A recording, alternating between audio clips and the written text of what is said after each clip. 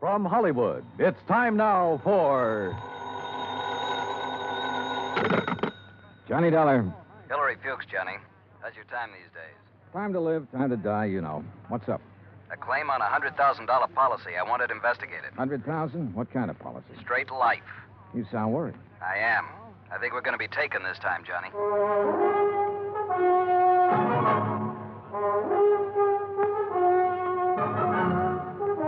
Bob Bailey in the exciting adventures of the man with the action-packed expense account. America's fabulous freelance insurance investigator. Yours truly, Johnny Dollar.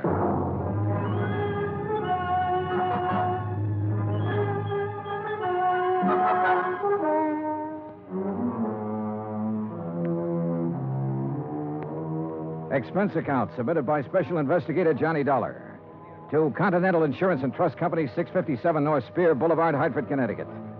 The following is an account of expenses incurred during my investigation of the Desalles Matter.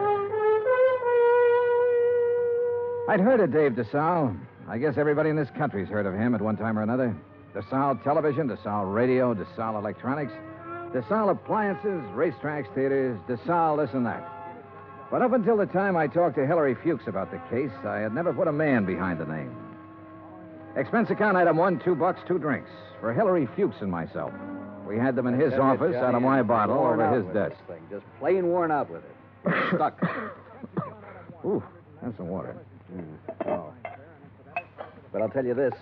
I'm not going to make a present of $100,000 of stockholders' money to anybody. I wouldn't do that either. Drink your drink. Here's to war. Salute. Now, while that's settling, maybe you'll settle down and tell me what it's all about. Dave Desalles. Know him? I've heard the name, yeah. Well, he's dead.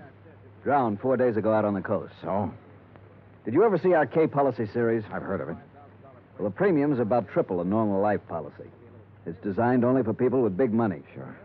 But it's got a feature that makes those people with money look at it a long time. Uh-huh. This clause isn't anything more or less than the old accident clause paying double indemnity. Broken down, we aren't taking much of a chance. The incident statistics are with us. All right, I'll look it up if I need it. Okay. 3 months ago, we insured Dave Desalles on one of those K policies. 4 days ago, he fell off the back of a yacht and drowned, and we're hooked for $100,000. Well, accidents happen. You betcha, all the time. But I'm not sure it was an accident. At least there's not enough proof in this coroner's report to convince me. You say it happened 4 days ago? Yes? Has a claim been filed yet? Yes, and the beneficiary is the deceased's widow. Inquest? Inquest, burial, everything. Was there an autopsy? No, there was not. Investigation? Yes, it was handled by the local police in San Ladillo. San what else? San Ladillo, a little place about 30 miles south of Los Angeles. 4 days ago. Why didn't you put someone on it then? I did. Bert Kenyon. Here's his last report. No evidence available to dispute coroner's verdict of accidental drowning. Recommend claim be honored. Kenyon. Sounds like cold turkey to me. It may sound that way to you, but I still don't like it. I want it warmed up. Now, look, Bert Kenyon knows his way around. And he can miss like anyone else. I want you to go out there and work with him. Cover it all again. Get at Desalles' widow. She stands to gain most by his death. Maybe the two of you can come up with something. Well, what do you do about the claim? Deny liability on the grounds that the accident is not proven. Hillary, you will be sued. I'll take that chance. Fuchs was an old chance taker who had been raised in the insurance business. The kind of man who gave a claim every kind of test, and if it still passed, he sat down and smelled the paper it was written on. And if he didn't like that, he'd take his chance. Expense account item 2, $138, plane fare to Los Angeles. Item 3, $3. A telegram to Bert Kenyon advising him of my arrival, which turned out to be at 1 o'clock in the morning, 10 minutes ahead of a fog that blanked out the whole area at the airport. Johnny Dollar. What? Oh, hey, Bert. How are you? Johnny, good to see you. Yeah, good to see you. Come on, I got a car. Well, have you got a cigarette? I ran out 2 hours ago. Sure, man. Here you go. Good to see you. Good to see you, boy. The last time I saw Bert Kenyon was July, a year ago, in Dayton, Ohio. He was there working on an arson claim for the National Underwriters. Before that, I'd run into him in Denver, Portland, and Chicago. And we'd worked together for 2 weeks in New Orleans on the San Antonio case. He sent me a Christmas card every year. I sent him one. We were as close and as far apart as two friends can be. When I saw him this time, he looked tired and thinner. And he lit one cigarette after the other. You'll like San Ladillo, Johnny. Yeah? How's the hotel? Oh, old Spanish job. Big rooms, fireplaces, smells kind of damp all the time. You get used to it. Are you tired? Yeah. Well, tell me about the claim, Bert. Nothing to tell. Routine so far. Oh, Fuchs was pretty worried about it. He doesn't like the coroner's report. Ah, you know, Fuchs, worry. That's what he gets paid for. Oh, that's what we get paid for, too. Okay.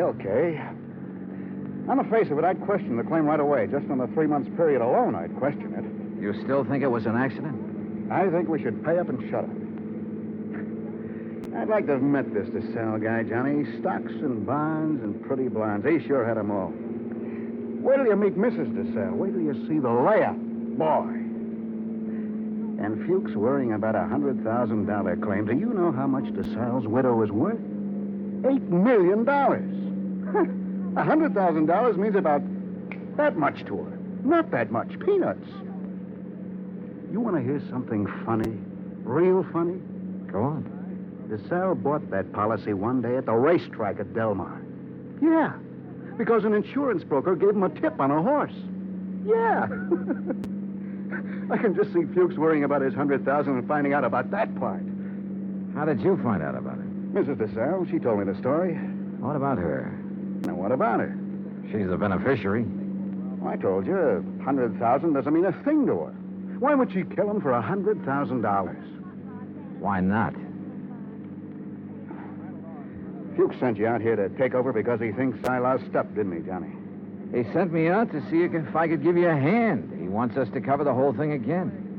Wouldn't kid an old pal, would you? I'd never try, Bert. I bet you wouldn't. I just bet you wouldn't.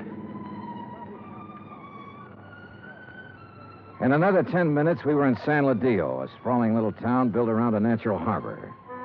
The houses looked expensive, the boats even more expensive. Kenyon pointed out one house on a hill, a 3-story affair with an acre or so of lawns around it. He explained it was the DeSalle home.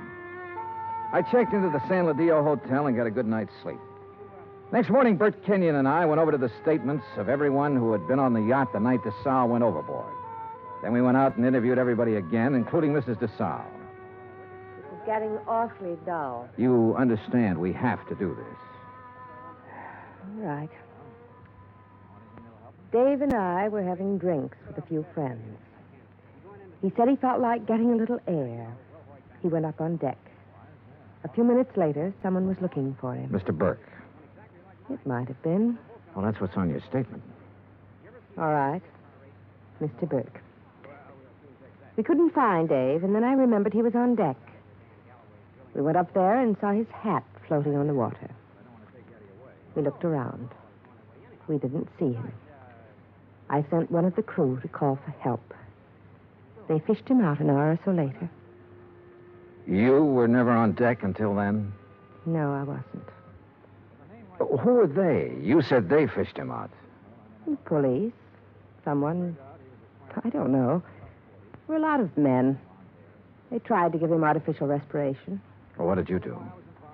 I watched. What else was there to do? Hard thing to watch, Mrs. DeSalle. Your husband just drowned. Yes. Yes, it was. Is that all? Yeah. That's all.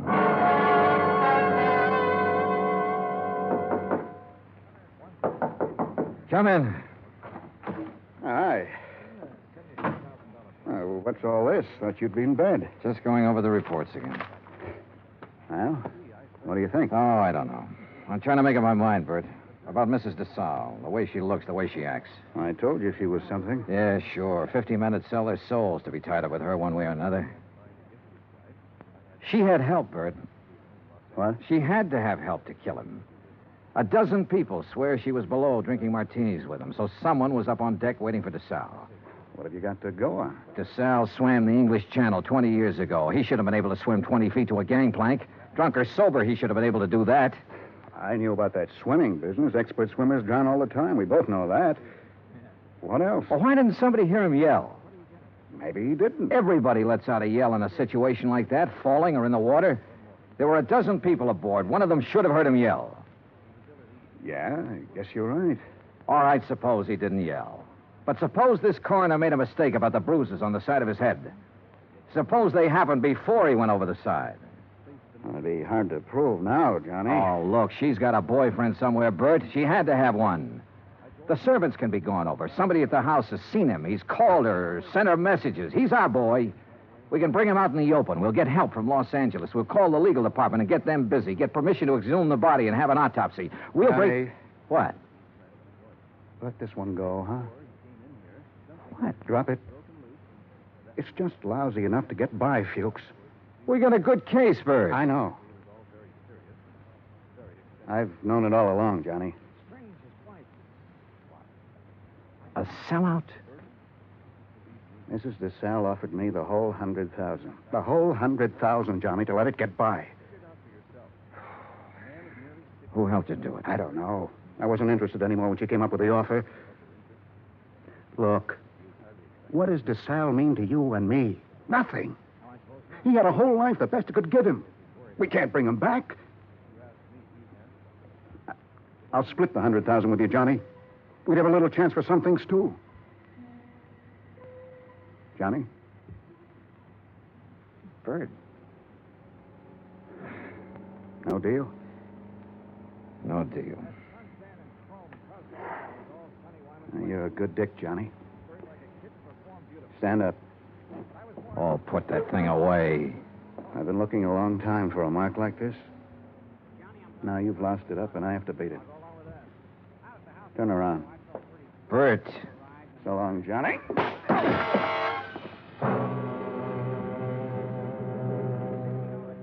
I went down to my knees trying to hold onto the desk. I saw him stand there a minute, like he might want to help me. And then he was gone. I did everything I could to make my feet, but my legs wouldn't work. And then it was all over.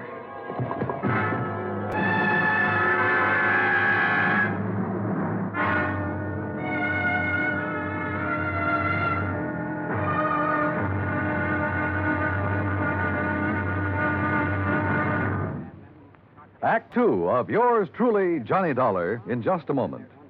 Democracy. What does it mean? The word itself is of Greek origin.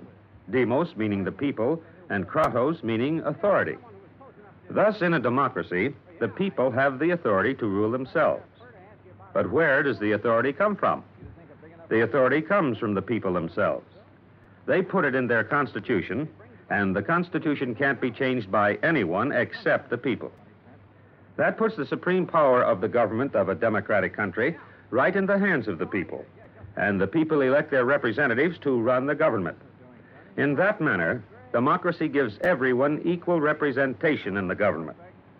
Democracy provides mankind with its greatest legacy of freedom. Now, Act two of yours truly, Johnny Dollar, and the Desalles Matter.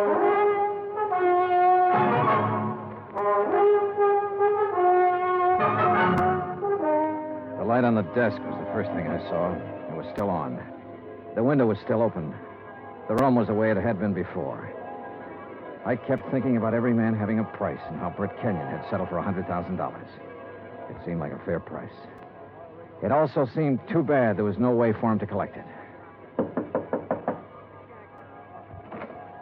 There were two of them, a heavy-set man about 50 years old and a tall, lean-faced man with dark eyes. They looked me over. Your name, Dollar? Yeah. Police. We want to talk to you.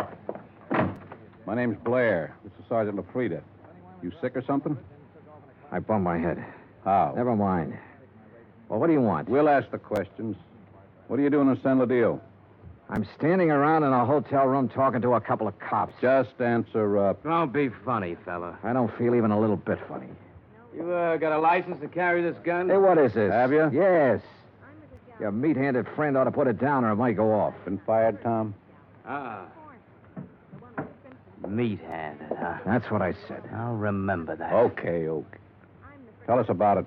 Tell us what you're doing here. And don't waste a lot of time doing it. I'm an insurance investigator. Tell this goon to back away and undouble his fist or I'll break a chair over his head. Are you going to try to be tough, baby? I'm going to try to find out what this is all about. You want me to pop him open to see if he's as tough as he sounds? Behave yourself, Tom. Let's see something that says you're an insurance dick. Top of the dresser. Bring it over, Tom. Sure.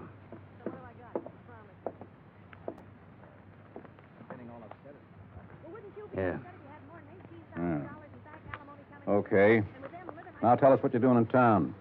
The DeSalle case. Now, you tell You me know what Bert Kenyon? I know him. I've been working with him. Well, he's been around town 4 or 5 days. We haven't seen you. I only got here this morning. You could prove all that, could you? Oh, sure. With a plane ticket, with a hotel clerk downstairs, with a bellhop who brought up my luggage, with a dozen people or more I've talked to today. And tonight? What about tonight? Right here. You could prove that, too? Try the clerk downstairs. Ask Kenyon. Where is Kenyon? I don't know. You ought to know. Why don't you sit down, Tom? Okay. Now, when did you see Kenyon last? A couple of hours ago. Now, tell us what you talked about, and don't forget anything. We talked about the DeSalle case. Kenyon have something new on it? No. Don't hold out on me, boy. This is police business. Tom here's pretty edgy for a cop, but I'll turn him loose on you if I have to, because I haven't got a whole lot of time to waste being sweet. Tom worries me to death. One more minute. Just one more minute is all I'm going to take off this guy. Oh, shut up. I'll ask you again, Dollar. What's new on the DeSalle case? What did Kenyon tell you?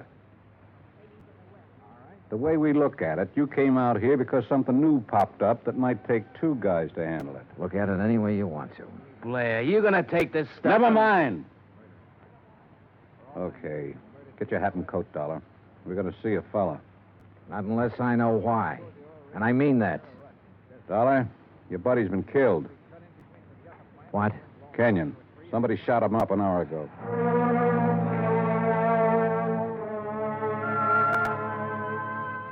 I put on my clothes and we went downstairs and climbed into a battered-looking police car.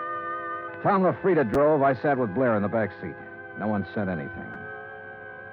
A half a mile out of San Ladillo, we turned onto the main highway and drove to a spot about 2 miles away, all-night filling station.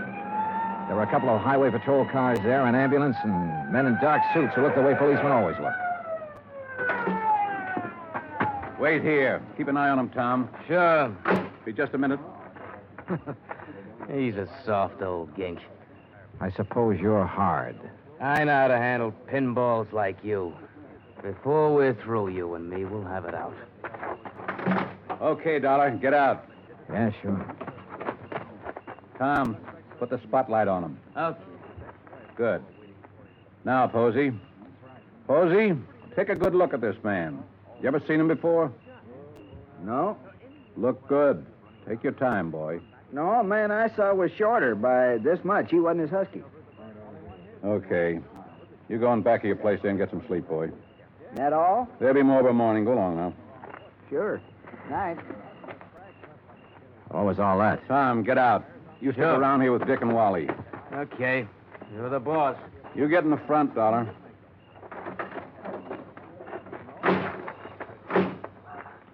You're lucky Posey didn't recognize you. I suppose I am. Why? An hour ago, Posey's pumping gas. He hears 3 or 4 shots off in the dark. Then a car starts up and gets out of there real fast. Then Posey sees your pal Kenyon stagger out across the highway, full of lead. Kenyon drops dead right in front of the station. That's him they're mopping up now. We had half an idea you might have been the man beaten in the car. That's a dumb idea. Yeah, he was shot close up, like it was somebody he was just standing talking to. An old friend. You're an old friend of his. Blair, you got it all wrong. Huh? We haven't been friends for 3 hours. His full name was George Blair. He'd been on the Los Angeles force 12 years. Then they retired him at half pay when a holdup man shot off part of his right foot. He'd taken the San Ladillo job because it was the only police force he could find that would take a man who limped more than a little. Expense account item 4, 20 cents coffee for Lieutenant Blair and myself. I don't know. Maybe we went at you the wrong way in that hotel room. That's my fault. But a man's been murdered, and I get excited about things like that. I don't blame you. No hard feelings. No. As long as I don't have to do business with your boy, Tom. Yeah, I got Tom LaFrida and 3 other boys. None of them worth the press in their pants. I need help, darling. What? This town's popping open tonight. Your buddy got it. It's tied in with this DeSalle thing somewhere. You're sure he didn't have anything new for you? No. You wouldn't want to tell me about that bump in your head, would you? Not right now, no. My boys are so green, they tromped all over the boat the night Desalles drowned. They loused up anything that might have helped me to find out how he went over the side. They banged his head against the dock a few times, bringing him in. I couldn't tell if the bruises were there before or after he was in the water. You don't think Desalles was accidental? I was murdered. She had somebody do it. But why didn't any of that come out in the coroner's report? My coroner runs a drugstore when he isn't being a coroner. If you feed him enough scotch, he'll tell you whether somebody's dead or not. He don't know from nothing. You know, the thing that kind of got me was this Kenyon. He went along with that coroner's report. I know that. We both know that. All right, I'll lay it on the line. I need help, Dollar. If I'm going to get anything done, find out who killed Kenyon, and get at this Desalles thing, I need help. All right, I'll help you. I was hoping you'd say that. More coffee? No. Dollar. What? You can start by telling me about that bruise in your head. Kenyon. He sold out, did he? Yeah. To Mrs. Desalles. He covered up for her in the reports he sent in. A man back in Hartford got suspicious and sent me out to make a recheck. Yeah, I guess something like that. No dummies, those claims men. Look, who'd he say was in on it? He didn't say. I don't think he really knew. At least not any more than you and me. No wonder you didn't want to talk up that kind of news. Kind of hurts, doesn't it? Like having a bad cop around. You should know. I know. Well, how do you feel? Mister, I feel lousy. A friend of mine's been shot. What's more, he died a bum.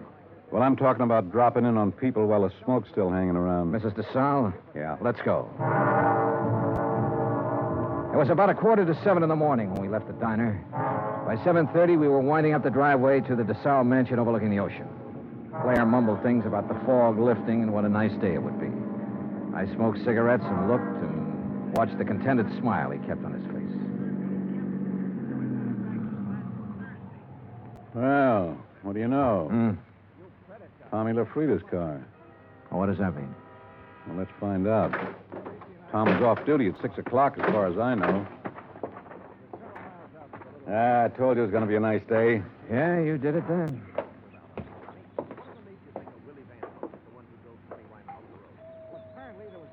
Nice place. The only thing nicer is Buckingham Palace. Mr. Desalles picks up all these little knickknacks when they probate that will. The boat down there, everything. Nice. Yes? Mrs. Desalles, please. At this hour of the morning. She's still asleep. We kind of guessed she might be in bed. You tell her the police are here and want to talk to her. Police? Now, you got it. Yes, sir. Just a moment. That's you, Blair? Hello, Tom. I'm waiting to see her, too.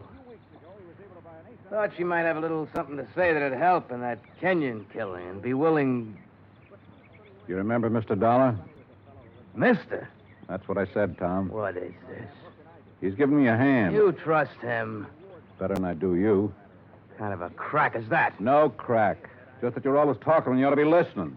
Besides that, you've been drinking again. Go on, get your hat and get out of here. Don't I just gave you an order. Beat it. Okay. He'd like to kill somebody, that bird. I'm not so sure he didn't. You got a gun in that coat? No. Take mine. What? I don't like him being here. It just came to me. He was the first one down at the dock the night Desalles got it. The first one. Her boyfriend? Could be. I can't awaken Mrs. Desalles. You'll have to come later. Well, we'll handle that part. Which room is hers? But you can't come in here Which like this. room? Top of the stairs, the first door. Well, you run along and buy yourself a cup of coffee. Come on, Dollar. You can't go up there at this hour of the morning and break in on her. Mrs. Desalles. No. Hey, get the light switch. Yeah. Come near me, please. Don't come near me, please. Please. Oh, please, I won't tell. I won't tell anyone. Mrs. Desalles, I just... Beaten up. Good Lord. Please. Oh, please don't. Look, Mrs. Desalles, we aren't going to hurt you. Tell us who did this to you. Tell us why. Tom LaFrida? Was it Tom? Tom helped you get rid of your husband, is that right? We know that's right. Now, what about Kenyon? Tom killed him. LaFrida killed him. Why? He wanted money to get away.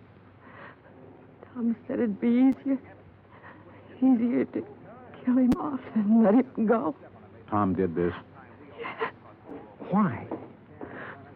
He said people would be around to see me, not to talk about anything. Not to talk about anything. This is George Blair. Get an ambulance over to the Desalles place, fast. He said he loved me. He never loved anything in his life. You big, fat pig. Turn around and get it. I'll warn you, Tom. Dollar's got my gun. He's next. You look at mine. You all right? Okay, here's one in the ceiling. You? Okay. He's gone. What made him, Dollar? What made him? All these knickknacks. And her.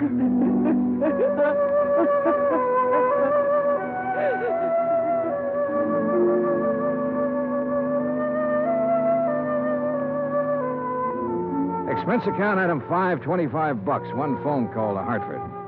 I told Hillary Fuchs the whole story, and he promised to send out the necessary legal aid. Item 6, $10. Flowers for Bert Kenyon. Item 7, $2. One drink. To one good cop with a bad foot. The drink cost $1. The glass cost $1. The drink for the good. The smashed glass for the bad. Oh, yeah, it was hammy, but it made me feel... Expense account total, $416. Remarks, none. Yours truly, Johnny Dollar.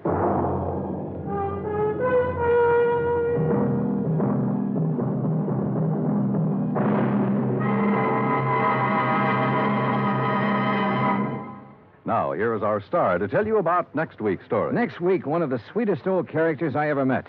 And with him, one of the cleverest killers. Join us, won't you? Yours truly, Johnny Dollar.